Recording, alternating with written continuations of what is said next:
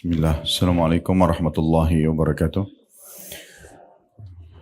Alhamdulillah, tidak pernah berhenti kita memuji dan memuja Allah atas segala nikmat yang Allah limpahkan kepada kita, termasuk Allah masih memberikan kita satu hari lagi umur, dan hari ini harusnya kita maksimalkan untuk menjalankan tujuan utama kita diciptakan, yaitu mengabdi dan beribadah kepada Allah subhanahu wa ta'ala. Kalau masa lalu kita berisikan ketaatan-ketaatan kepada Allah, maka hari ini kita tambah tentunya secara kualitas dan juga kuantitasnya bagi ibadah yang bisa ditambah kuantitas seperti ibadah-ibadah sunnah.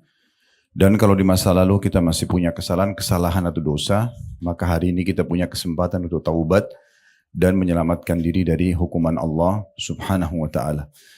Biasa kami bahasakan kalau hari yang kita masih hidup adalah hari emas kita, di mana kita harus bisa syukuri, dan cara bersyukur adalah memaksimalkannya di atas ketaatan kepada Allah subhanahu wa ta'ala. Dan juga kita panjatkan salam hormat kita kepada utusan Allah Nabi besar Muhammad sallallahu alaihi wa alihi wa sahbihi wasallam, sebagaimana Allah telah perintahkan kita untuk mengucapkan salam hormat kepada beliau. Melanjutkan pada buku kita, ibu-ibu sekalian, yang ditulis oleh Dr. Sa'id bin Ali bin Wahf Al-Qahtani, agar doa dikabulkan dan sebab-sebab terkabul dan tertolaknya doa berdasarkan Al-Quran dan Sunnah. Kita akan masuk pasal ketiga. Pada kesempatan ini tentunya syarat-syarat terkabulkannya doa dan hal-hal yang menghalangi terkabulkannya. Dan sebelumnya pasal 2 kita sudah bahas ada 10 poin tentang keutamaan berdoa. Dari poin 1 sampai poin 10. Dari halaman 19 sampai di halaman 23. Dan insya Allah mudah-mudahan itu sudah cukup untuk mewakili keutamaan doa. Kembali saya ingatkan kalau doa itu adalah komunikasi seorang hamba dengan Tuhannya. Kalau kita mau rasionalkan, kalau seandainya ibu dikasih kesempatan oleh pemimpin satu negara, anggaplah mungkin kita di Indonesia, presiden misalnya, memberikan kesempatan untuk ibu bisa komunikasi dengannya secara langsung, mungkin dikasih nomor pribadi, dan bisa menyampaikan keinginan apa saja. Setiap saat bisa, dan dia akan penuhi kebutuhan kita. Tentu ini mungkin tidak terjadi ya. Bahkan kepada anak sendiri pun mungkin belum tentu seorang pemimpin bisa penuhi semua kebutuhannya. Tetapi ini kalau kita andaikan saja. Kalau seandainya ada orang seperti kita, lalu diberikan kesempatan seperti itu oleh seorang pemimpin yang memang berkuasa, saya yakin kita sangat bangga dan kita tidak akan sia-siakan kesempatan itu. Apapun yang kita butuhkan kita akan sampaikan. Ini rasional saja. Sebenarnya doa jauh lebih dahsyat daripada itu tentunya. Karena kita sedang bicara kepada pencipta alam semesta ini. Kalau nikmat sedang ada pada kita apapun itu, dari makanan, minuman, pakaian, kesehatan, harta, pasangan hidup, keturunan, kebahagiaan, dan segala macam hal. Maka yang ciptakan kita Allah, yang ciptakan semua nikmat itu Allah, yang bisa pertahankan dan menambahnya hanya Allah. Berarti kita sedang meminta itu kepada Allah yang memang pemilik yang sebenarnya. Begitu juga kalau kita sedang ada ujian, sakit, gangguan orang, difitnah, diganggu, ada orang utang gak bayar, dan segala macam hal. Yang ciptakan kita Allah, yang ciptakan permasalahan itu sebenarnya penciptanya Allah. Dan yang bisa memberikan jalan keluar terbaik hanya Allah subhanahu wa ta'ala. Dan tidak ada satupun dari raja manusia yang bisa seperti ini. Allah subhanahu wa ta'ala memudahkan kita agar bisa komunikasi secara langsung dengannya, dan itulah namanya doa. Satu buku ini membahas semua tentang masalah komunikasi itu kepada antara kita dengan Allah subhanahu wa ta'ala. Maka jangan disia-siakan kesempatan ini. Dan ingat salah satu dari poin yang merupakan keutamaan doa adalah sabda Nabi SAW, وَلَيْسَ أَكْرَمُ عَلَى اللَّهِ مِنَ الدُّعَى. Dan tidak ada sesuatu yang lebih mulia di sisi Allah dibandingkan doa. Dan juga ada hadis riwayat Tirmidzi, "Man lam yad'ullaha yaghdab 'alaihi." Siapa yang tidak berdoa kepada Allah, maka Allah justru murka kepadanya. Jadi kalau ada orang di antara kita justru tidak memaksimalkan fasilitas agar dia bisa mohon, merengek, manja dengan Tuhannya, maka Allah marah padanya. Makanya seorang penyair Arab mengatakan kurang lebih artinya, jangan kau minta sama manusia, karena kalau kau minta padanya, dia akan marah. Sekali, 2 kali, 3 kali kita minta, Mungkin dia kasih, tapi yang keempat, yang kelima, yang keenam dia akan marah. Tapi mintalah kepada zat, maksudnya Allah, yang kalau kau tidak minta justru dia marah. Allah justru marah kalau kita tidak minta, tidak berdoa. Bahkan Allah menganggap itu sebuah kesombongan, ya, keangkuhan, karena kita merasa tidak butuh dengan Allah. Juga sudah kita titik beratkan, saya ingatkan kembali, karena ini pondasi-pondasi dasar dalam doa. Ibu berdoa minta agar dipertahankan nikmat, kesehatan, keturunan, kebahagiaan, pasangan hidup, harta yang ada, pekerjaan. Itu lebih afdal, ibu minta agar dipertahankan, dibandingkan musibah ada baru ibu minta jalan keluarnya. Artinya, tidak ada alasan untuk tidak berdoa. Jadi jangan bilang, saya lagi sehat kok Ustaz, saya lagi melimpah harta, saya lagi bahagia dengan suami sama anak-anak. Apa yang saya mau minta? Keliru. Justru itu yang kita minta agar dipertahankan. Lebih afdal, lebih besar pahala yang di sisi Allah. Karena kita sedang menyadari, ini nikmat dari Allah. Saya tetap minta agar Allah pertahankan. Itu lebih afdal, lebih besar pahalanya, lebih mulia di sisi Allah dibandingkan ibu lagi sakit minta disembuhkan. Ibu lagi ada masalah sama suami baru minta solusi sama Allah. Itu boleh, tapi yang awal lebih afdal. Berarti tidak ada alasan untuk tidak berdoa.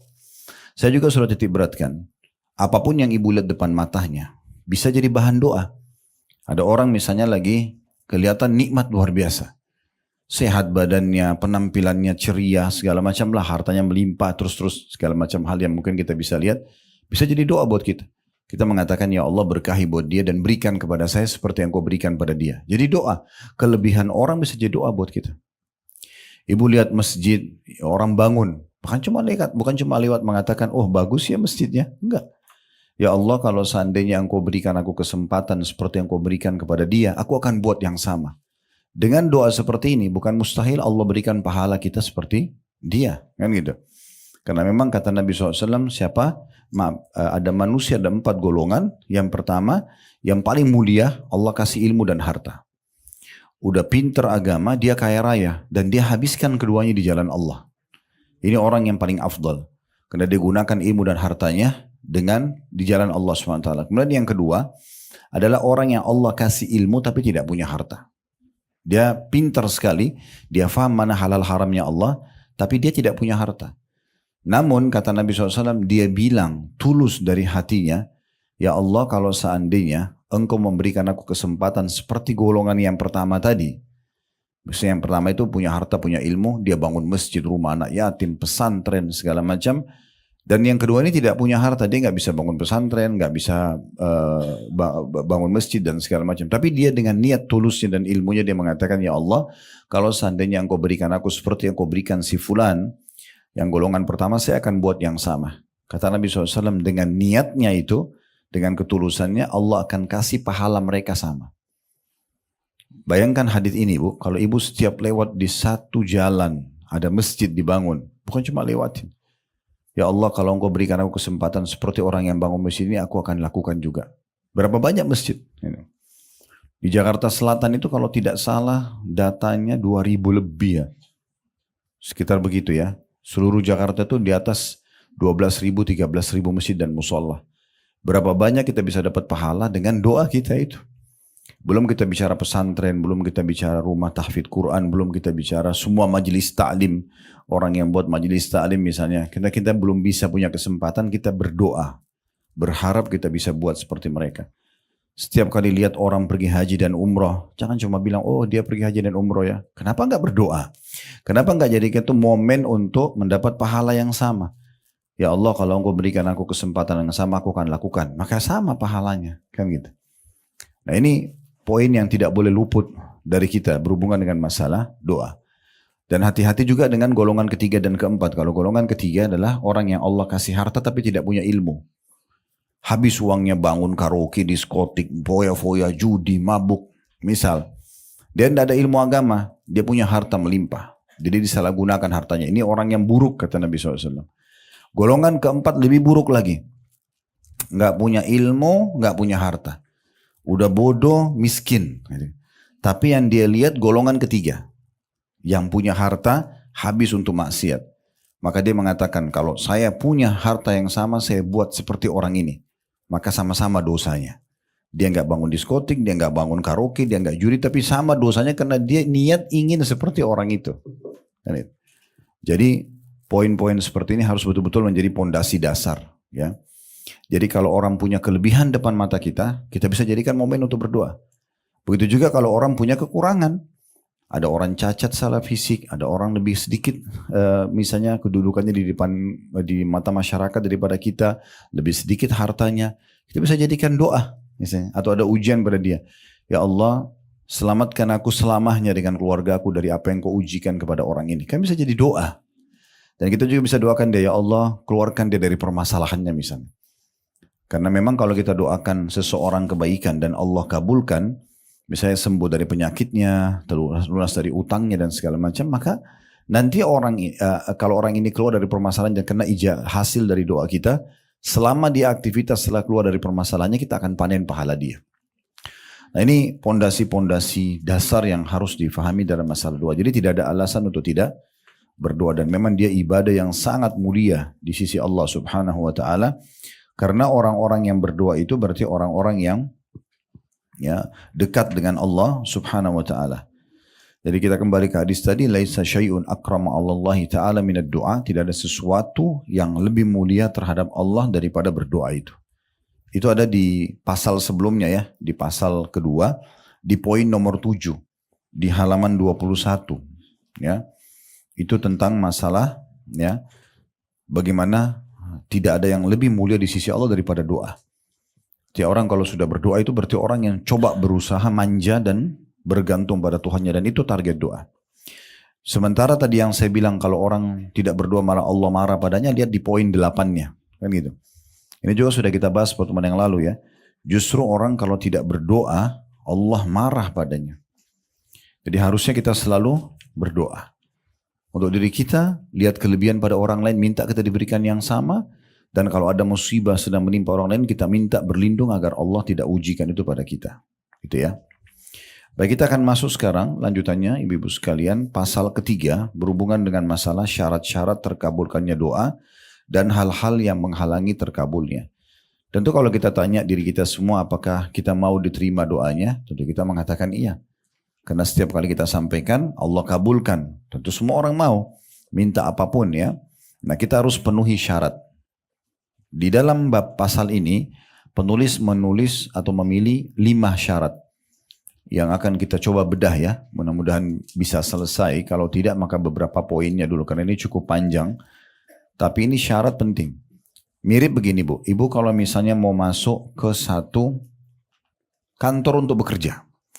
Dibukalah peluang kerja di kantor A dan kita sebenarnya pengen kerja di situ.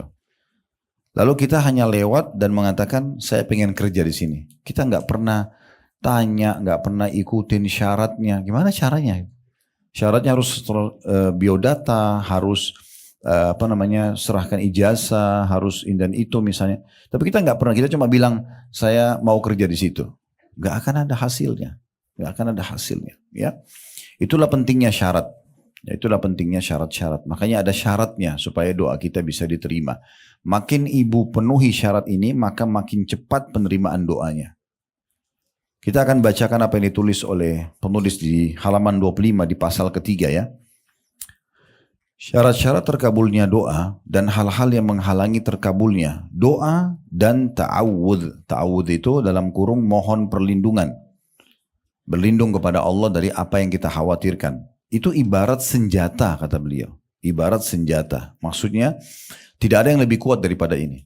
Kalau senjata yang kita pakai berperang Bu, tembak, pistol misalnya atau yang sejenisnya ya, senapan dan seterusnya, itu mungkin jangkauannya terbatas. Kapan dia kita tembakin ke tembok yang kuat, mungkin tembok itu bisa tembus bisa tidak. Belum tentu kena sasaran musuh kita. Tetapi kalau doa itu beda. Apapun bisa ditembus dengan doa. Sampai ke dalam hati manusia yang tadinya mungkin benci kita bisa berbalik menjadi menyukai kita. Misalnya. Atau orang yang jahat bisa jadi baik kepada kita. Atau keadaan kita yang sudah terpuruk. Ekonomi terpuruk, kesehatan terpuruk bisa berbalik menjadi 180 derajat. Menjadi sehat, menjadi kaya. Itu semua hanya doa. Makanya bahasa penulis ini penting sekali ya. Doa minta apapun kepada Allah dan ta'awud, minta berlindung kepada Allah dari masalah yang sedang dihadapin, itu ibarat senjata. Kehebatan senjata bergantung kepada pemakainya. Walaupun senjatanya bagus, tapi kalau yang menggunakan tidak faham, maka juga tidak berfungsi, ya. Kita kalau kasih pedang yang tajam, tapi pada anak bayi, dia nggak tahu cara pakainya, kan gitu, nggak mungkin. Atau mungkin handphone lah sekarang, kalau kita kasih handphone anak bayi, dia ngerti apa? Dia nggak ngerti apa-apa, dia nggak tahu nilainya. Bisa ibu-ibu kalau kasih anaknya yang kecil, mungkin bisa dibuang handphone itu, dia nggak paham ya nilainya. Jadi memang harus juga tergantung pada pemakainya. Bukan hanya dari ketajamannya saja. Apabila senjata telah sempurna, tidak ada cacatnya, lengan yang menggunakannya kuat, dan juga penghalang tidak ada, niscaya dapat membinasakan musuh.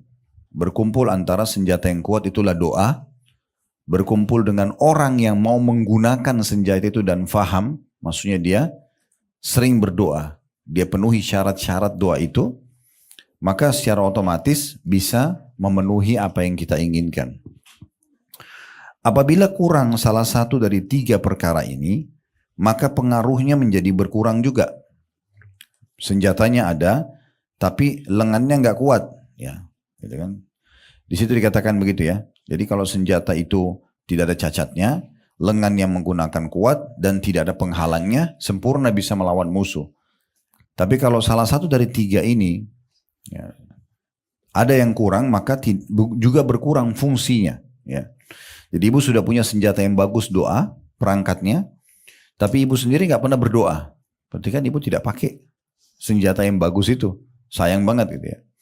Sayang banget ini. Ini perlu kita bahasakan karena banyak orang tahu doa itu. Kalau kita bilang berdoa lah, dia tahu doa tapi dia nggak lakukan. Atau mungkin dia berdoa hanya pada saat butuh, ya. Nanti dia kalau saya sakit baru berdoa misalnya, atau nanti terlilit utang, atau nanti ada masalah baru berdoa. Padahal sebenarnya bukan seperti itu. Dia harusnya menunggangi kesempatan berdoa itu pada setiap kesempatan atau setiap waktu yang ada. Ingat sabda Nabi SAW, saya ingatkan lagi, kita sudah bahas ya. Kenali dah Tuhan kalian di saat kalian sedang lapang. Maka dia akan kenali kalian di saat kalian sedang sulit. Jadi kalau ada orang mau diijabah doanya pada saat dia sedang kesulitan, maka dia harus sering berdoa di waktu dia lapang. Juga perlu digarisbawahi ya, yang ibu minta tidak boleh bentrok sama sunnatullah ya. Itu juga digarisbawahi. Jangan ibu lihat mukanya seorang ibu yang ini cantik banget, ibu beda lalu ibu bilang ya Allah kasih saya muka seperti dia. Itu nggak bisa. Ya itu kan sistem Allah sudah buat muka dia begitu, nggak mungkin kembar ya. Atau ibu berdoa misalnya minta saya nggak suka malam ya Allah, hilangkan aja malam. Nggak bisa, malam, siang, pagi itu sudah sistem ya. Ibu ada masalah sama suami, ya Allah hilangkan semua laki-laki. Wah gimana caranya? Nggak mungkin kan gitu. Jadi nggak mungkin, itu bentrok sama sistem kan gitu. Atau ibu bilang ya Allah hilangkan rasa lapar dari saya selamanya. Nggak bisa, ibu kalau nggak makan pasti lapar, itu sistem ya. Atau ya Allah hidupkan saya selamanya, saya nggak usah mati, itu nggak mungkin. Jadi selama tidak bentrok sama sistem yang Allah sudah buat atau sunnatullah itu ya. Lalu dikatakan demikian pula dengan doa. Apabila isi doa tidak baik, atau orang yang berdoa tidak menggabungkan antara hati dan lisannya, atau adanya penghalang bagi terkabulnya doa, maka doa tidak akan berhasil. Jadi maksudnya kalau ibu saya, Ustaz saya sudah lama berdoa tapi saya belum lihat hasilnya. Coba ibu lihat dulu nih poin-poinnya. Ya. Ibu sudah penuhi syarat-syarat belum? Syarat-syarat nanti akan kita bahas satu persatu ya. Di pembahasan pertama dari pasal ketiga ini, masalah syarat-syaratnya gitu ya. Maka itu sudah terpenuhi semua belum? Kalaupun sudah misalnya terpenuhi, nah sekarang berapa lama ibu sudah berdoa? Kan itu juga ada waktu ya. Jadi mirip sama dosis obat. Kalau ibu berobat ke dokter bisa sembuh, tapi minum obatnya 3 hari misalnya antibiotiknya, atau sampai habis 1 minggu misalnya, itu kan ada dosisnya. Karena saya sudah jelaskan juga yang lalu, kalau kita misalnya sakit lalu ibu mengatakan ya Allah sembuhin saya, tiba-tiba sembuh, kita sudah nggak berdoa lagi. Maka tertundahnya dalam beberapa saat, ya seperti ibarat dosis obat doa itu akan membuat seorang hamba terus dalam doanya. Saya juga sudah pernah singgung sebuah hadis Nabi SAW, bila Allah mendengar sebuah doa yang indah dari seorang hamba, dia terus merengek, dia manja sama Tuhannya, dia meneteskan air mata, dia nggak mau pindah dari sejadah sampai hatinya tenang misalnya, contoh. Dan belum Allah kasih, kalau Allah dengar doa yang indah itu, Allah sengaja menunda jawaban doa itu. Kenapa? Agar hamba tersebut tetap dalam doanya. 2-3 hari, 1 minggu, 1 bulan dia berdoa. Kalau dia lihat hasil daripada pahalanya, selain diijabahnya apa yang merupakan hajat dia di dunia, maka mungkin dia berharap sepanjang hidup dia berdoa terus. Nah, seperti itulah. Pembahasan pertama di sini dikatakan oleh beliau, berikut saya akan jelaskan kepada Anda syarat-syarat dikabulkan doa dan hal-hal yang dapat menghalangi terkabulkannya. Di pembahasan pertama, jadi ada 2 seakan-akan beliau mau bahas ini ya. Beliau akan bahas tentang syarat-syarat diterimanya doa, kemudian juga mungkin ada nanti tentang penghalang terhadap diijabahnya doa itu. Pembahasan pertama, syarat-syarat terkabulnya doa. Jadi kalau terpenuhi syarat ini, maka umumnya doa itu pasti akan diterima. Syarat secara etimologi atau bahasa adalah tanda dan alamat. Secara terminologi atau istilah ya, ialah apa yang tidak adanya mengharuskan tidak adanya sesuatu. Tetapi adanya tidak mesti menyebabkan adanya sesuatu. Dan tidak pula tidak ada secara zatnya. Maksudnya definisi saja. Intinya ibu kan walaupun tidak disebutkan definisi sudah paham apa itu syarat ya.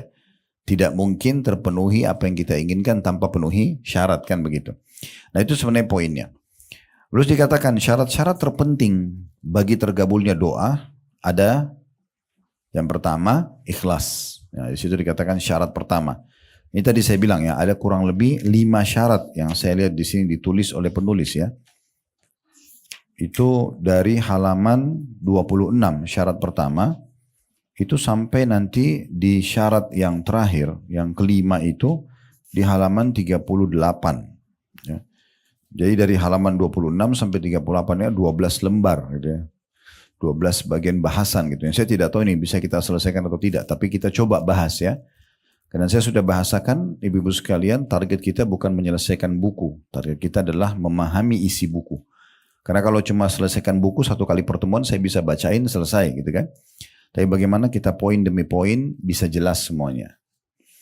Syarat pertama diterimanya doa dan syarat untuk diterima semua amal. Wajib ini bukan pilihan, ikhlas ya. Dan ikhlas dikatakan yaitu membersihkan doa dan amal dari segala yang mencampurinya dan menjadikannya hanya untuk Allah semata.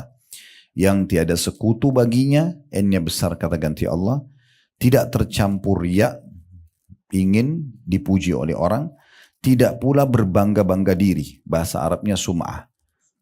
Saya sudah sekian tahun berdoa, saya sudah bangun sekian banyak masjid, nah gitu ya. Bukan mengharap materi yang bakal sirna dan bukan pula karena berpura-pura berdoa. Melainkan mengharap pahala dari Allah dan takut kepada azabnya serta mengharapkan keridhoannya. Ini 1 paragraf kurang lebih definisi sekaligus penjelasan tentang apa itu ikhlas. Ya. Saya ulangi lagi diperhatikan, ikhlas itu yaitu membersihkan doa dan amal dari segala yang mencampurinya. Ya. Dan menjadikannya hanya untuk Allah semata, yang tiada sekutu baginya, tidak bercampur riya, tidak pula berbangga-bangga diri dengan ibadah atau doa itu, bukan mengharapkan materi yang bakal sirna. Jadi berdoa supaya dibayar orang gitu ya. Karena banyak orang begitu datang berdoa supaya dapat duit, dapat makanan misalnya. Dan bukan pula karena berpura-pura saja. Karena orang lagi diat atau depan kamera, jadi angkat tangan berdoa ya. Seperti biasa dekat Ka'bah itu banyak orang gitu ya. Angkat tangan seakan-akan berdoa lalu difoto sama temannya. Dan depan orang semua lagi. Saya nggak tahu apa maksudnya. Kita mau jabarkan bukan riya. Dari mana gitu. Ya. Karena dia sudah angkat tangan tidak lagi berdoa. Pura-pura gitu. Melainkan dia betul-betul tidak ada semua itu. Mengharapkan pahala saja dari Allah. Dan juga dia takut kepada siksa Allah. Kalau tidak berdoa ya. Dan juga mengharapkan keridhoannya. Sesungguhnya Allah telah memerintahkan ikhlas dalam Al-Quran. Salah satu ayatnya, atau dimulai dari ayat surah Al-A'raf ayat 29. Qul amara rabbi bil qist wa aqimu wujuhakum inda kulli masjidin wad'uuhu mukhlishina lahud din kama bada'akum ta'udun. Katakanlah, Robku menyuruh menegakkan keadilan. Dan katakan pula, hai Muhammad, luruskanlah muka atau dirimu di setiap sholat dan sembahlah Allah dengan mengikhlaskan ketaatanmu kepadanya. Sebagaimana D-nya besar kata ganti Allah, telah menciptakan kamu pada permulaan, demikian pula kamu akan dikembalikan atau kembali kepadanya. Saksi bahasan kita adalah, dan sembahlah Allah. Makna sembah semua ibadah. Ya. Doa, sholat, puasa, sedekah, bakti orang tua, jihad, apa saja, majelis ilmu, semua harus ikhlas karena Allah subhanahu wa ta'ala baru mendatangkan keberkahan dan mendapatkan keutamaannya. Kemudian dari ayat ini tentunya kita ambil dulu pelajaran, ada dua pesan penting di sini dari Allah subhanahu, atau tiga pesan penting dalam ayat Al-A'raf 29. Yang pertama itu Allah perintahkan berlaku adil, walaupun untuk diri kita sendiri dan orang-orang di sekitar kita. Itu mungkin ada bahasan sendiri bab adil, tapi yang jelas kita disuruh berbuat adil dalam setiap hal. Termasuk kalau ibu-ibu diamanahkan anak-anak sama Allah, tidak boleh dibedain.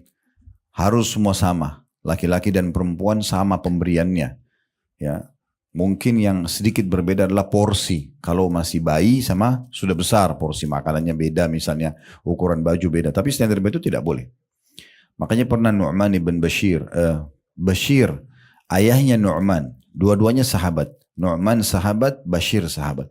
Kebetulan Bashir ini punya anak beberapa orang, Bu, dan dia melihat di antara semua anaknya yang paling bakti namanya Nu'man.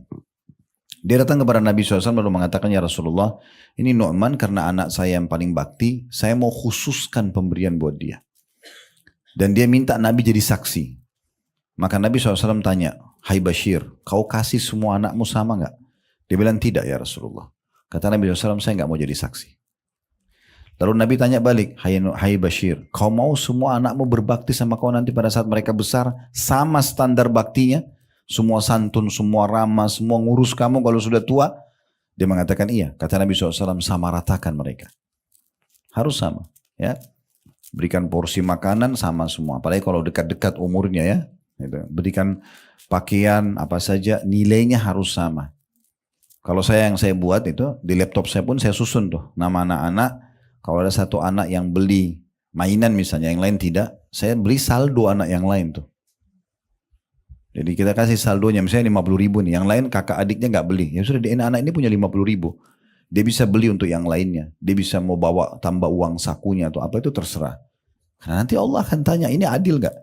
Beda pemberian hidup begini namanya hibah sama warisan. Nah kalau warisan memang laki-laki 2, perempuan 1, itu memang hukum Allah begitu ya. Karena anak laki-laki wajib kita nafkahi sampai balik saja, anak perempuan dinafkahi sampai sudah menikah. Sampai menikah gitu kan. Makanya perempuan selalu aman, sebelum nikah wajib dinafkahi oleh ayahnya, setelah nikah wajib dinafkahi oleh suaminya. Anak laki-laki tidak seperti itu, makanya Allah kasih warisan mereka lebih banyak ya, dan tidak boleh dilanggar ini Bu ya. Di negara kita sayangnya semoga Allah kasih hidayah, masih banyak orang yang begitu. Datang mengeluh sama saya, Ustaz, ini kakak saya perempuan gak setuju kalau dia dapat setengah, dia atau 1, kami dapat 2. Itu hukum Allah. Terus saya mau jawab bagaimana? Ya harusnya difahami kalau itu hukum Allah gitu ya. Karena memang perempuan sudah terjamin dari setiap keadaan. Jadi kalau ada perempuan masih gadis misalnya belum nikah, walaupun sampai 40 tahun ayahnya tetap wajib menafkahinya. Jadi makan, minum, tidur tetap dijamin. Setelah nikah suaminya yang atur. Tidak ada sesuatu yang dikhawatirkan gitu kan. Kalau laki-laki gak bisa. Anak laki-laki itu hanya sampai balik. Kalau sudah balik, ibu dan suami masih biaya anak yang sudah balik laki-laki itu sudah sunnah. Bukan kewajiban. Tapi tetap tidak mungkin kita tega gitu ya. Tetapi hukum agamanya begitu. Anak laki-laki itu dia setelah balik itu kayak dia sudah boleh bekerja kan gitu. Nah seperti itu. Itu harus berlaku adil. Ya. Berlaku adil juga untuk diri kita sendiri. Seperti kita mengatur porsi makan, porsi tidur, porsi berolahraga, itu namanya berlaku adil. Ini babnya panjang sekali ya. Tapi Allah perintahkan kita berbuat qist atau keadilan dalam segala hal. Termasuk menengahi orang, jangan karena ini punya hubungan kerabat, lalu kemudian kita bela dia, nggak bisa. Atau ini teman dekat kita, salah ya salah. Ya, dan itu harus kita terapkan dalam hidup kita, biarkan orang lain tahu, oh kalau sama ibu ini saya nggak bisa buat apa-apa, karena pasti yang benar ya benar, ya salah salah. Nah itu memang pribadi kita seperti itu seorang muslim. Itu pesan pertama. Pesan yang kedua, ini yang disebutkan bahwasanya kita diperintahkan untuk mengikhlaskan niat kepada Allah Subhanahu wa taala dalam setiap ibadah. Sembahan atau cara kita menyembah Allah, berdoa, berzikir, apa saja semua itu ikhlas karena Allah. Pesan ketiga, adanya diingatkan bahwasanya kita semua akan meninggal dunia dan akan kembali kepada Allah Subhanahu wa taala. Pastikan kita kembali. Sehebat apapun kita jaga kesehatan kita, hidup di tempat yang udaranya asri lah, sehat lah, segala macam, olahraga, tetap mati di saat ajalnya datang gitu ya. Maka itu tidak mungkin kita pungkiri. Tapi memang kita juga tidak boleh putus asa mengatakan, toh kalau saya mau mati ya sudah biar aja, saya nggak usah olahraga, saya nggak usah sehat-sehatan, dan seterusnya, itu juga keliru ya. Jadi kita memaksimalkan hidup kita dengan hal-hal yang baik karena juga akan ada penilaian yang baik. Kenapa jenazah itu kalau mati tetap dimandikan, toh sebentar lagi dimasukkan di kuburan dan dimakan oleh tanah? Karena kita harus kembalikan jasad itu kepada Allah dalam kondisi utuh, baik, sebagaimana Allah pinjamkan kepada kita. Tetap disampoin, pakai sabun, pakai kain kafan yang bersih. Padahal sebentar lagi masuk tanah dimakan sama belatung tanah. Dan kata Nabi SAW, semua jasad kalian akan dimakan oleh tanah kecuali tulang ekor kalian yang darinya nanti Allah akan bangkitkan kalian pada hari kiamat. Tapi yang jadi saksi bahasan tetap dibersihkan jenazah itu. Nah, begitu juga kita masa hidup kan. Kita Allah berikan rasa gerah. Gak nyaman rasanya kalau gerah. Tapi kalau kita mandi segar. Supaya kita jaga badan itu. Kita kalau nggak sikat gigi nggak percaya diri ngomong sama orang. Tapi kalau sikat gigi bersih, rapi, kita jadi percaya diri. Semua kita lebih suka wangi, penataan yang rapi. Dan kita tidak suka justru yang berantakan, bau yang tidak sedap. Orang semua manusia tidak suka. Itu Allah buat fitrah. Supaya kita memang melalui hidup kita dengan hal-hal yang baik-baik. Hidup ataupun meninggal dimaksimalkan. Jangan karena mau mati juga tuh hanya tidak merawat diri. Bukan seperti itu juga ya. Itu yang dimaksudkan.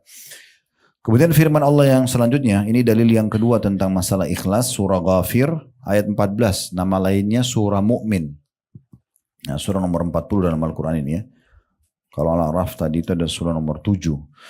Fad'ullaha mukhlisina lahuddina walau karihal kafirun.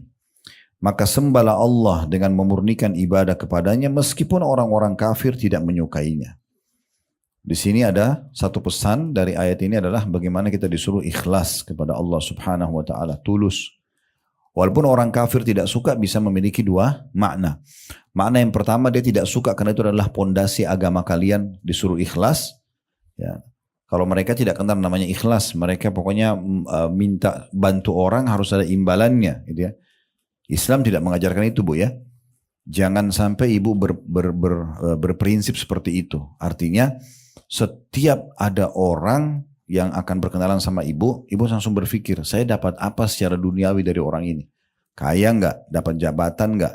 Dapat ini? Itu nggak bisa dalam Islam, nggak ada. Kita disuruh berteman sama semua orang, mau kaya mau miskin ya, semua kita berteman sama mereka. Selama mereka adalah orang-orang yang beriman yang bisa menambah iman kita, kenapa kita tidak berbaur sama mereka? Yang dilarang hanya bergaul sama orang-orang fasik, orang munafik ya. Fasik itu ahli maksiat, hidupnya semua penuh dengan pelanggaran agama. Jangan kita terpengaruh nanti. Dia ke neraka, kita ke neraka. Dia dihukum, kita dihukum kan gitu.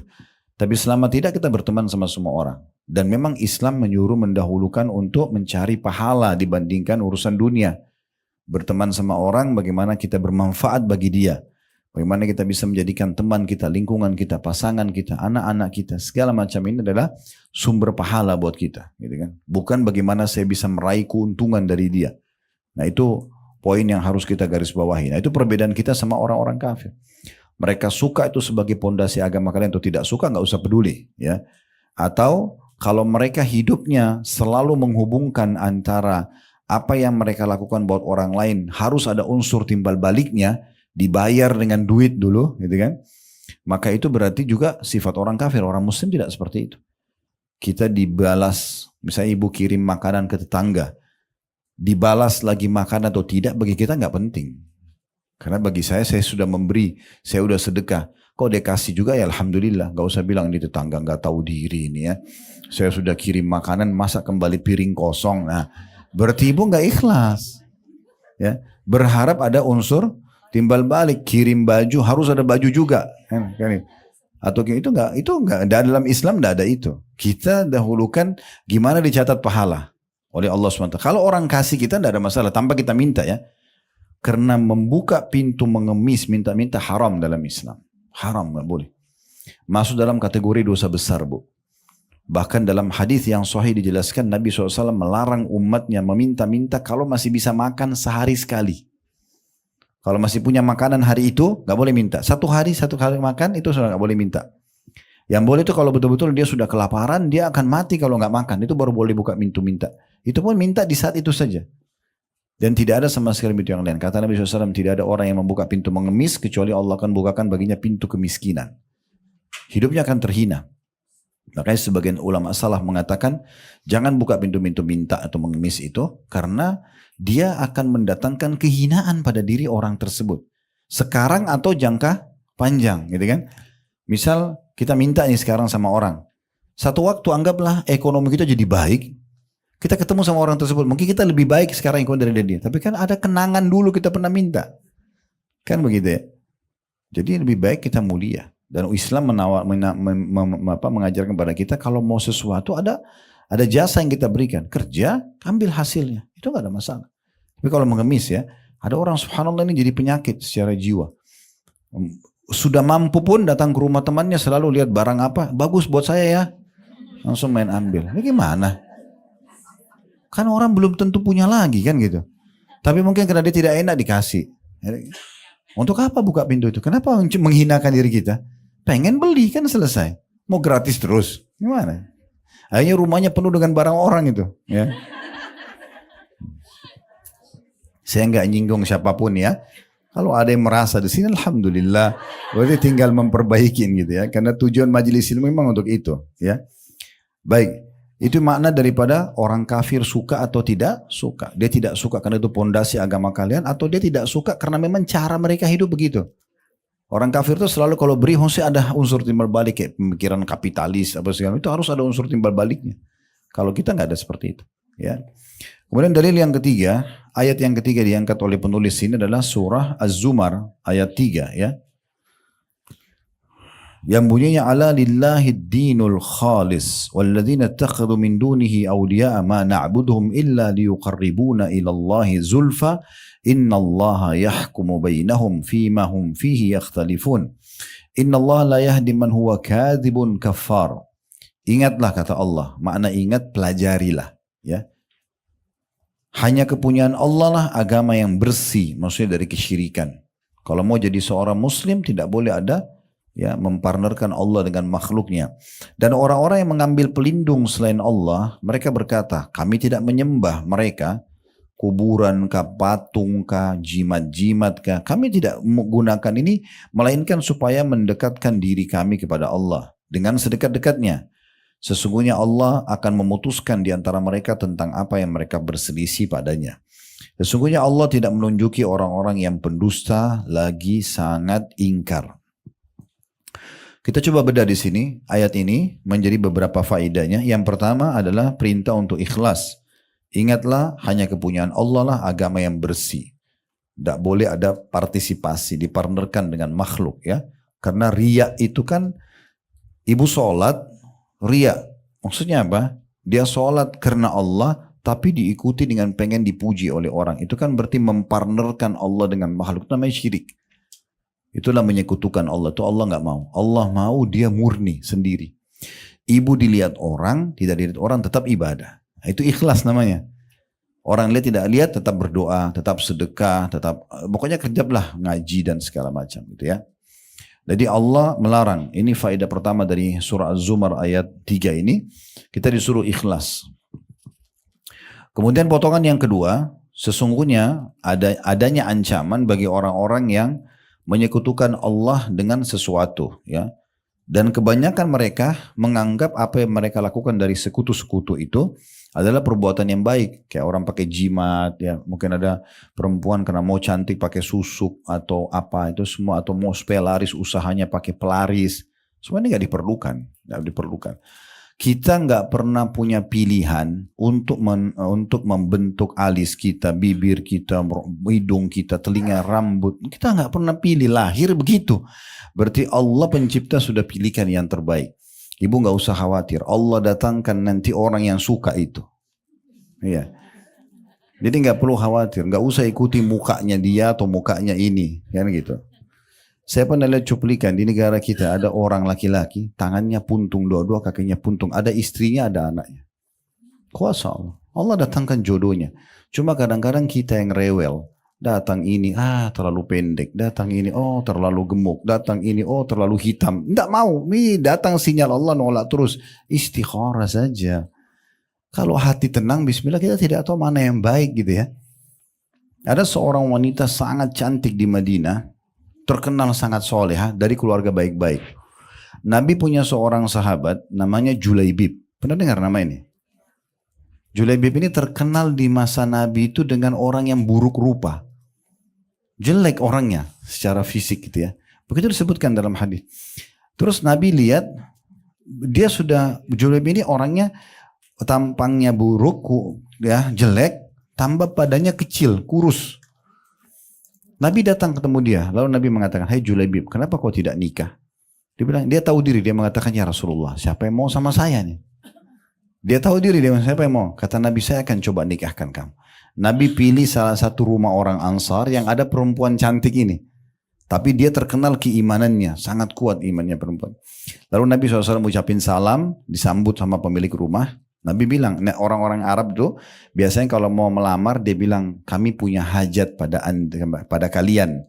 Kata-kata hajat ini berarti mau melamar gitu. Nabi bilang, kami punya hajat dengan kalian. Ini tuan rumahnya kira Nabi yang mau melamar. Oh, selamat datang ya Rasulullah, sambut. Nabi bilang, bukan buat saya, buat Julaibib ini. Terus orang tuanya perempuan dibilang, sebentar, kalau untuk Julaibib kami tanya dulu anaknya. Begitu kalau ibu baca kisahnya itu ya. Kami tanya dulu anaknya mau nggak ini. Karena Julaibib dikenal memang buruk rupa gitu ya. Maka pas waktu ayah ibunya ini nyambut Nabi, rupanya si anak gadis ini dengar dari dalam. Langsung dia mengatakan, wahai ayah dan ibu, apakah anda berdua akan menolak lamarannya Rasulullah? Ini yang lamarin Nabi nih. Bukan orang biasa. Gak mungkin dia sembarangan datangin orang. Maka karena itu lamaran Rasulullah, nikahkan saya sama Julaibib. Ya. Akhirnya menikah. Baru berapa hari menikah, terjadi perang. Dan Julaibib ikut berperang mati syahid. Dan waktu Nabi ketemukan jenazahnya Julaibib, itu digendong oleh Nabi. Di sebelahnya Julaibib ada 7 orang kafir yang dibunuh sama dia. Dia mati syahid dan dia juga membunuh orang kafir. Dan dengan itu istrinya ini dapat syafaatnya kan masuk surga. Allah balas dengan begitu. Nah seperti itu gambarannya. Tapi itu cuma sebagai contoh saja gitu ya. Jadi sebenarnya orang tidak butuh untuk pakai hal-hal yang membuat dia menyekutukan Allah nanti ya. Karena di Indonesia ini dukun-dukun, karena dia tahu kita mayoritas muslim, mereka pakai kedok ya. Penampilannya seperti ustadz, seperti kiai, waduh, padahal dukun ya. Ini hati-hati sekali. Jadi kalau mau suami suka, pakai alam manusia aja ya. Nggak usah lintas alam. Bawa foto ke dukun buat lintas, datangkan jin lintas alam supaya suami suka. Untuk apa? Tatapan mata yang syahdu, ucapan yang santun, jaman tangan yang ramah, tulus dari hati, selesai. Manusia suka. Itu saja kok cara manusia. Untuk apa pakai cara yang lain, mantra-mantra segala macam, makanannya, minumannya, pakaiannya, omong kosong semua ini ya. Kesyirikan kepada Allah, nggak boleh. Nggak boleh, itu diantaranya. Jadi nggak boleh. Kemudian selanjutnya, yang ketiga yang bisa diambil adalah bagaimana Allah Subhanahu wa taala memastikan kalau Allah akan menghakimi orang-orang yang berbuat kesalahan seperti ini, dan juga Allah tidak akan pernah memberikan petunjuk bagi orang-orang yang dusta dan sangat ingkar. Ya. Selanjutnya ayat yang keempat, saksi bahasan sudah jelas tadi di poin kedua ya, atau di poin pertamanya dalam surah Az-Zumar ini tentang Allah suruh kita ikhlas. Kemudian selanjutnya surah Al-Bayyinah ayat 5, Allah Subhanahu wa taala berfirman, وَمَا أُمِرُوا إِلَّا لِيَعْبُدُوا اللَّهَ مُخْلِصِينَ لَهُ الدِّينَ حُنَفَاءَ وَيُقِيمُوا الصَّلَاةَ وَيُؤْتُوا الزَّكَاةَ وَذَلِكَ دِينُ الْقَيِّمَةِ. Padahal mereka tidak disuruh kecuali supaya menyembah Allah dengan memurnikan ketaatan kepadanya dalam menjalankan agama yang lurus, dan supaya mereka mendirikan sholat dan menunaikan zakat, dan yang demikian itu adalah agama yang lurus. Saksi bahasan kita di sini adalah ada 2. Yang pertama, perintah menyembah Allah dengan memurnikan ketaatan kepadanya. Maksudnya tidak ada unsur manusia, tidak ingin dipuji oleh manusia segala macam. Memberi memang karena Allah, sujud dan ruku'un karena Allah, berdoa karena Allah, baca Quran karena Allah, semua karena Allah. Jadi tidak ingin pujian manusia. Ya. Dan perlu saya tambahkan poin di sini, ibu kalau lihat ada temannya ahli ibadah, keluarganya suka ibadah, jangan dipuji depannya ya. Tidak boleh dipuji. Kamu tadi sholat bagus banget ya. Itu jangan dipuji, nggak boleh ya. Karena jangan sampai dia ikhlas jadi berubah ya. Makanya pernah ada orang di masa Nabi SAW sholatnya bagus banget. Jadi sangat bagus tuh maknina, takbiratul ihram, rukunya, i'tidalnya, sujud, semua dengan tenang sampai salam. Tapi itu agak jauh dari Nabi. Ada orang duduk di sebelah Nabi bilang begini, ya Rasulullah, saya suka banget dengan sholatnya orang ini. Luar biasa gitu. Maksudnya khusyuk. Nabi bilang, jangan kau perdengarkan itu. Karena kau perdengarkan pada dia, kau akan membinasakannya. Sekarang ikhlas sudah bagus nih. Begitu kau bilang, oh tadi sholatmu bagus ya. Wah dia ikutin jadi riak kan. Jadi masalah itu ya. Jadi gak usah dipuji-puji. Nah sama ibu juga kalau buat baik, gak usah tunggu dipuji. Ibu bantu orang nih. Terus diambil langsung dia pergi. Jangan bilang ini orang gak tahu terima kasih. Lo memang mau dipuji sama dia atau memang ikhlas kan Allah. Ya sekarang biarin aja. Makin orang terima pemberian kita, makin kita dipuji, makin bagus. Kita makin bersih hatinya kan. Dan setiap kali sudah berbuat amal, lupain aja. Sudah dicatat oleh malaikat. Tidak usah diingat-ingat. Ini biasa kalau kita suka ingat-ingat ini, itu jadi senjata buat syaitan itu.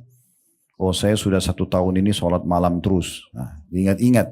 Akhirnya syaitan bisa tunggangi tuh. Lagi ngobrol sama teman-teman.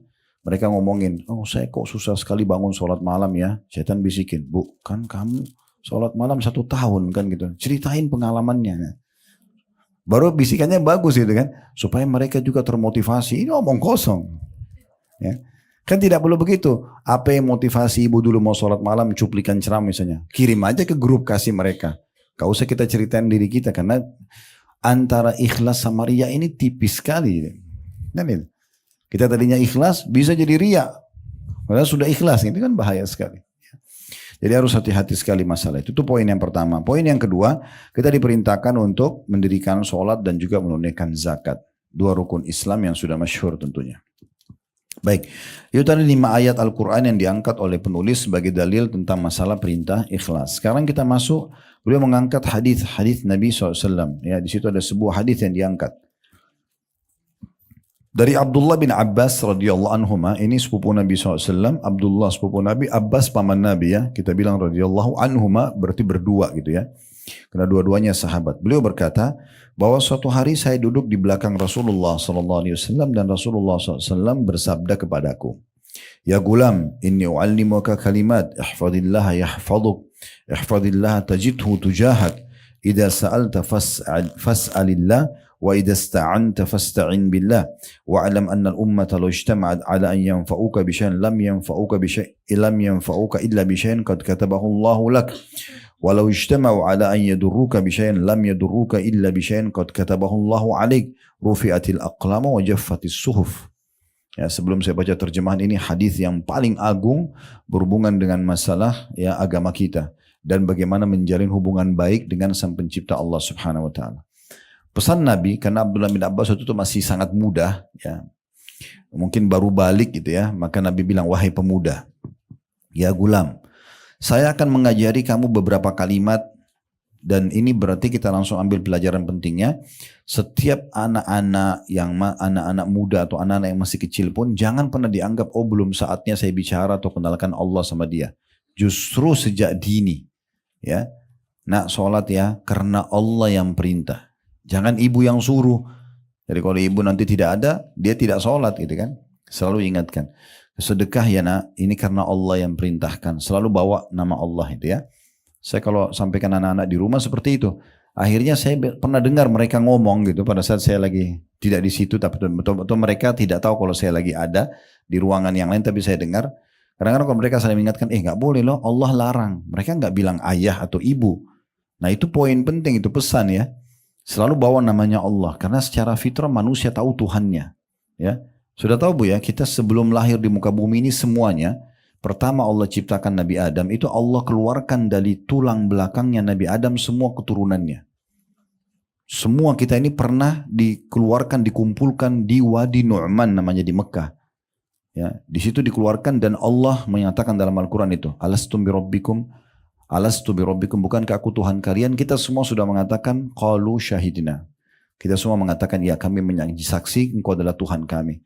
Makanya ibu kalau duduk dengerin Allah larang, Rasulullah bersabda, itu kayak mudah kita menerimanya karena memang fitrah kita tahu kalau kita punya Tuhan gitu ya. Nah seperti itulah ya. Jadi tidak sulit untuk menanamkan itu apalagi sejak dini kepada anak-anak, selalu bilang Allah Allah itu ya. Hai anak muda, saya akan mengajari kamu beberapa kalimat. Nah, ini berarti anak-anak muda mulai diajarkan. Pesannya adalah peliharalah perintah dan larangan Allah.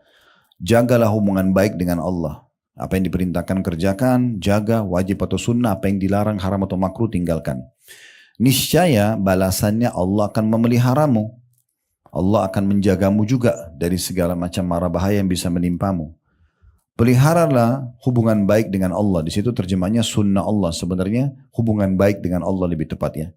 Peliharalah hubungan baik dengan Allah. Tentulah engkau akan mendapatinya. N-nya besar. Kata ganti Allah, mendapati Allah di hadapanmu. Kalau kita jaga azan langsung sholat, ya ada kesempatan zikir-zikir, berdoa majelis ilmu, kita jaga hubungan baik dengan Allah, maka Allah selalu ada di hadapan kita. Maknanya selalu bersama kita.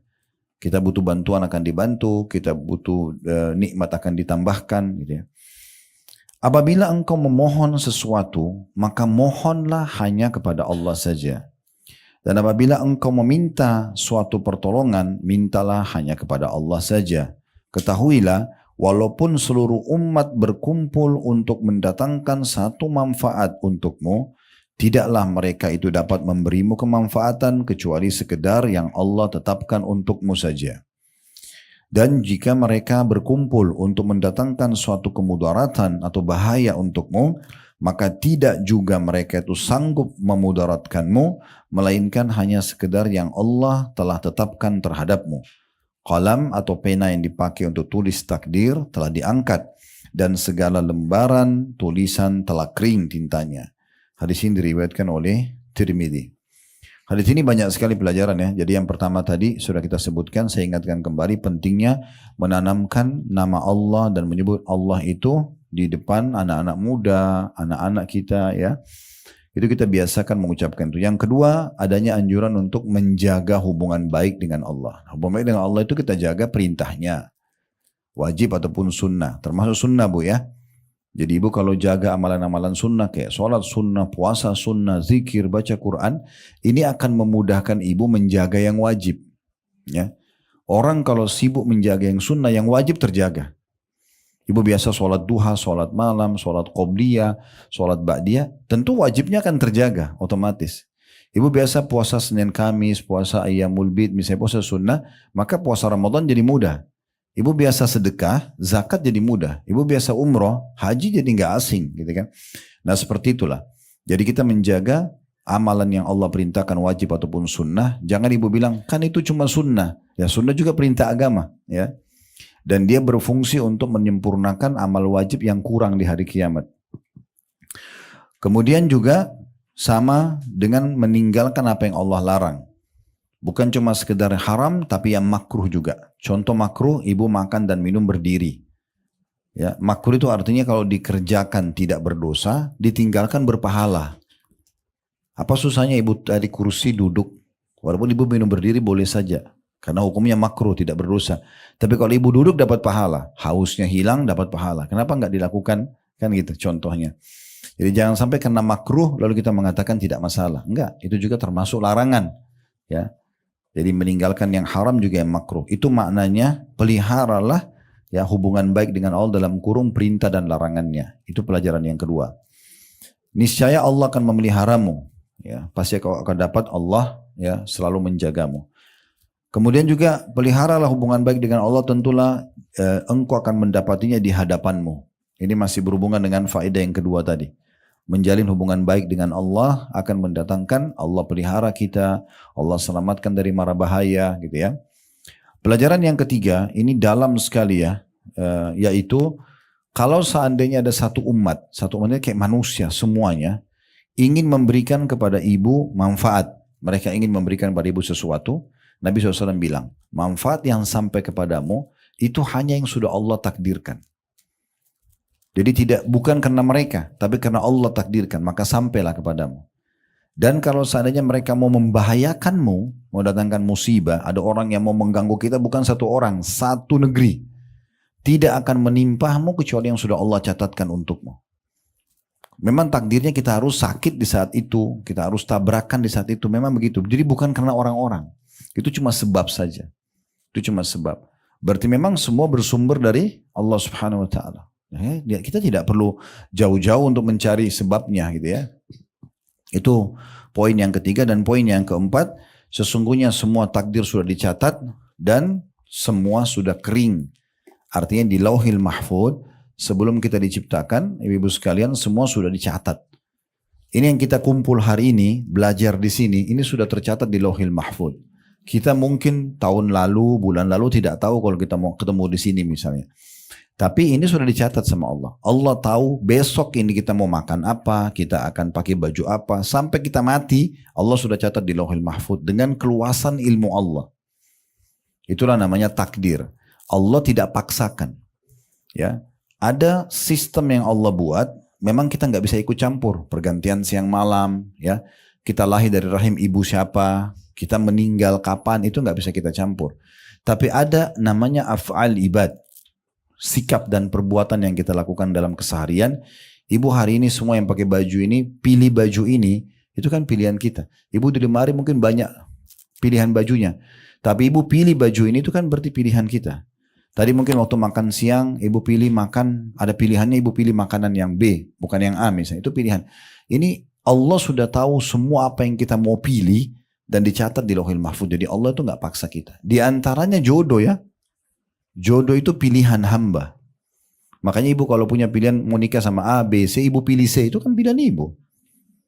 Jangan bilang, oh ini Allah jodohin sama saya. Nah ibu yang pilih gimana? Kan itu. Ibu kan masih punya opsi lain. Mirip dengan pilih baju, mirip dengan pilih pekerjaan, mirip dengan pilih berteman, sama itu. Kan itu juga sama. Tapi kalau kita pilih si fulan sebagai pasangan kita pilih makanan ini sebagai makanan kita hari ini, itu Allah sudah tahu dicatat di Lauhil Mahfuz. Itu tidak akan pernah berubah. Tidak akan pernah berubah. Itu yang dimaksud dengan di sini, pena yang mencatat takdir itu sudah diangkat dan yang ditulis itu sudah kering tintanya, nggak bisa berubah lagi. Itu makna daripada penutupan hadis di sini. Kemudian dikatakan memohon kepada Allah berarti berdoa kepadanya dan mengharapkannya, sebagaimana firman Allah Subhanahu wa taala, was'alullaha min fadlih innallaha kana bikulli syai'in alima. Dan mohonlah kepada Allah sebagian dari karunia-Nya. Sesungguhnya Allah itu maha mengetahui segala sesuatunya. Jadi maksudnya minta apa saja dari Allah. Jangan ibu minta kepada Allah, Bu, apa yang ibu anggap besar saja. Misalnya nanti kalau sudah nggak sembuh, sudah 30 dokter dikonsultasi nggak sembuh, baru sholat malam. Ya. Baru umroh, baru mohon sama Allah, keliru. Allah dulu, baru ikhtiar manusia. Perhatikan kita disuruh berdoa kapan? Sebelum memulai aktivitas. Berdoa sebelum makan, berdoa sebelum tidur, berdoa sebelum keluar rumah. Itu kan doa sebelum. Nah itu yang kita lakukan. Jadi sebelum berobat berdoa dulu, libatkan Allah. Nanti Allah mudahkan dokter yang cocok, resep yang cocok. Makanya resep dokter itu cuma tertulis semoga lekas sembuh. Gak ada. Anda pasti sembuh itu gak ada. Ya. Jadi yang sembuhin kita itu Allah, sebabnya mereka saja. Kalau Allah nggak mau sembuh, nggak akan sembuh. Biar kita konsul sama dokter terbaik pun nggak akan sembuh. Kan begitu poinnya. Jadi ini menguatkan hubungan kita dengan Allah Subhanahu Wa Taala. Kalau Allah itu pengatur segala sesuatunya. Makin kuat keyakinan seperti ini atau akidah kita, maka makin mudah kita melalui kehidupan. Kita kalau lagi senang menciptakan kita Allah, ciptakan itu juga Allah, kita bisa ya menikmatinya dan menambahnya dengan izin Allah. Kalau ada musibah, bahkan ada yang kita takuti depan mata kita, hewan yang buas misalnya, gempa bumi, apalah segala macam, atau penjahat, Allah yang ciptakan mereka. Allah bisa membalik keadaan mereka menjadi ya baik kepada kita. Kalau tidak salah dinukil ada seorang ulama namanya Hasan Basri. Sehingga saya ini kasusnya Hasan Basri atau Sa'id bin Musayyib, salah satu dari dua orang ini. Tapi kisahnya benar, ada di masa mereka itu ada satu raja zalim, pemimpin zalim namanya Hajjaj bin Yusuf. Hajjaj ini setiap ada orang yang dia tidak suka dibunuh. Mau dia ulama, mau dia siapapun, pokoknya pendapat saya begini, bertolak belakang, penggal lehernya. Itu terkenal kejam banget itu ya. Sampai di istana dia itu terkenal dengan ada kulit hewan unta yang dikeringkan dan ada pedang. Jadi setiap ada orang tolak, taruh di situ, ditangkap sama argunya, dipenggal sama dia. Itu. Satu waktu pernah dia undang, ini tadi saya bilang, Al-Husain Hasan Basri, mungkin saya belum saya ingat saya sih mungkin salah satunya ya. Yang jelas datang, dan pada saat dipanggil ini biasanya sudah nasibnya 50% hidup, 50% mati. Karena dia akan tanya banyak hal, menjebak, kalau salah dibunuh gitu kan. Tapi uniknya, pada saat dia datang, tiba-tiba dari depan pintu sudah disambut oleh Hajjaj. Belum pernah Hajjaj berdiri dari singgasananya sambut orang, disambut depan pintu istana. Dipanggil duduk di sebelah singgasananya, ditanya banyak hukum agama, kemudian dikasih parfum yang termahal waktu itu ada dia punya, diolesin di tangan dan di jenggotnya si alim ini gitu. Udah akhirnya pergi, orang itu pergi, si alim ini pergi. Begitu pergi ditanya oleh orang-orang, kami sangat yakin tadi waktu Anda dipanggil ini cuman kehidupan Anda cuman tinggal pada saat ngobrol aja sama dia, karena dia memang sering gitu, terjebak orang dibunuh gitu. Apa yang Anda ucapkan? Kenapa Anda bisa selamat dari jahatnya orang ini? Dan tadi waktu Anda masuk saya lihat mulut Anda komat kamit. Dia bilang, saya berdoa kepada Allah, ya Allah jadikanlah kejahatannya ya, dan keganasan orang ini justru menjadi kebaikan dan kasih sayang buat saya. Allah balik orang jahat itu jadi baik buat dia. Dan begitu semuanya. Begitu semuanya ya. Jadi tidak ada yang mustahil. Kisah yang lain adalah seorang salafus saleh pernah dia tidur di sebuah hutan, karena masa dulu orang cuma handalkan cahaya matahari. Tiba maghrib, dia sudah di tengah hutan, dia tidur. Dia bangun sholat tahajud, begitu dia selesai 2 rakaat pertama, depan mata dia ada harimau. Meraung dengan keras, gigi taringnya kelihatan, udah lapar, mau makan dia. Dia berpikir, kalau saya coba melawan, harimau lebih kuat, lari lebih kencang. Lalu dia mengatakan, kalau seandainya, dia bilang hadap harimau itu, kalau seandainya Allah yang telah menciptakan saya dan kamu mengutusmu untuk memakanku, takdirku dimakan sama kamu, saya tidak akan melawan. Tapi kalau kau datang untuk mengganggu ibadahku dengan Allah, aku akan minta kepada Allah untuk membinasakanmu. Dia bilang sama harimau itu begitu, dengan penuh keyakinan. Maka harimau itu tiba-tiba menutup mulutnya lalu meninggalkan orang ini. Seganas apapun harimau itu makhluknya Allah juga. Itu keyakinan, nama itu akidah. Kalau ini kuat di dirinya ibu-ibu akan hidup bahagia. Karena tenang sekali, ada nikmat kita berharap tinggal minta sama Allah. Mau rumah besar, mau amal soleh orang buat, kita bisa minta seperti yang saya bilang. Ada musibah, ada masalah, Allah bisa selamatkan kita. Dengan hanya mohon kepada Allah. Itu kekuatan doa yang luar biasa. Jadi harus ditanamkan betul-betul ya. Yang penting ingat ikhlas karena Allah subhanahu wa ta'ala. Itu poinnya.